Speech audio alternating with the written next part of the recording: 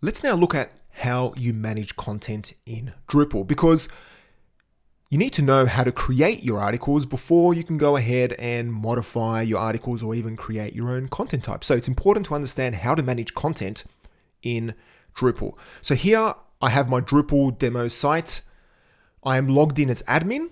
So just make sure you are logged in as admin. We will cover how to create roles and customize permissions in another training module. But for now, just make sure you are logged in as admin. So to manage content, just click on the content option up the top here in the toolbar. And from here, you can manage all of your content.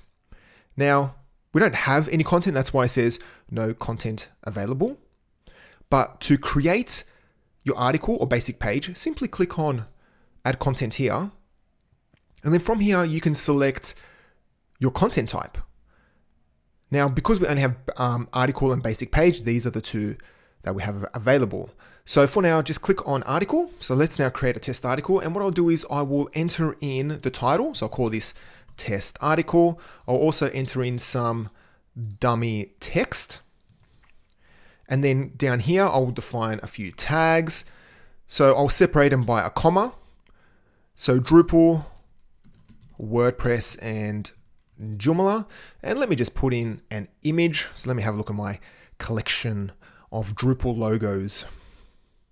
I actually have this collection of Drupal logos for all of my videos and tutorials, which is, I don't know, a bit sad, is it? So let's just put in this Drupal 8 logo. And I will give it an alt text of Drupal logo. And so on this left side, we can manage all of our widgets. Now, remember, a field widget allows you to enter in content. That's why this title widget is just an import field. And this body widget is a text area. But then you get this fancy one for tags, which is an autocomplete element, which is custom for Drupal. And then here on the right, we can manage a few settings. So we can control if this article will be added to a menu, or we can control the comment settings. We can even change the URL alias or slug. That's another term for it. We can change the authoring information and also the promotion options. Now, because we are logged in as admin, we can see everything, but the permission you have will control which options you see here. Sometimes you may not have access to the authoring information. So if you had a role which didn't have access to that, you simply won't see it. But because we are logged in as admin, we can see everything. And so down here, you can publish or unpublish it. You can preview it just by clicking on preview, or if you click on save, you can save it. So here is our test article. Now, all of this is powered by field formatters, because remember in the last video, a field formatter is used to render the field values to the user. So this is a field formatter. This image is rendered via a field formatter. These tags as well rendered by a field formatter, and this whole form for the comments is rendered through a field formatter. So you can see that a field formatter can be simple or it can be complex. And then let's go back in and edit our article. And if we were to just add something, so let's just put in updated and make sure that create new revision is checked. And let me just add in a bit of text and we click on save. You'll see that there is a new tab here called revisions. Now, if we click on it, we can see all of the available revisions. We can revert to older revisions just by clicking on revert. You can even delete older revisions. And if you want, you can even view older revisions.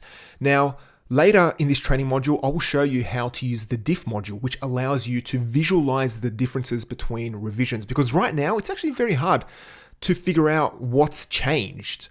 It's actually nearly impossible, really, to figure out what has changed. But using the diff module, that makes life much easier. And I'll show you that later on in this training module. Okay, now let's go back to content. And then from here, you can manage all of your articles. But now or all of your content, basic pages, or any type of content types. Now here we can see our test article. And so you can filter by title if you want. You can filter by content type. So if we were to search for basic page, there is no basic page content, so nothing appears.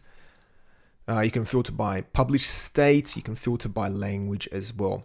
And then you can apply actions to the content. So if we were to say select our one article and then select unpublished content, you click on that and then your article is unpublished.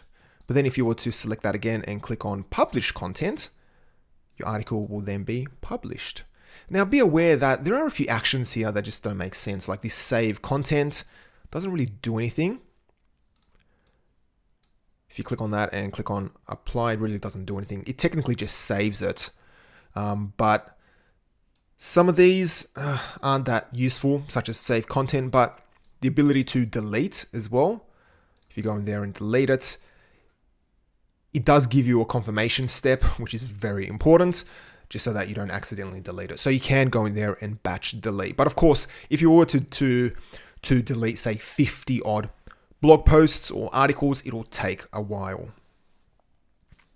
And then up the top here, we can manage our comments if we have any comments, and also see our files. So you can see that this one was uploaded because we added that to the image field on the article content type. So that is how you manage and create content in Drupal.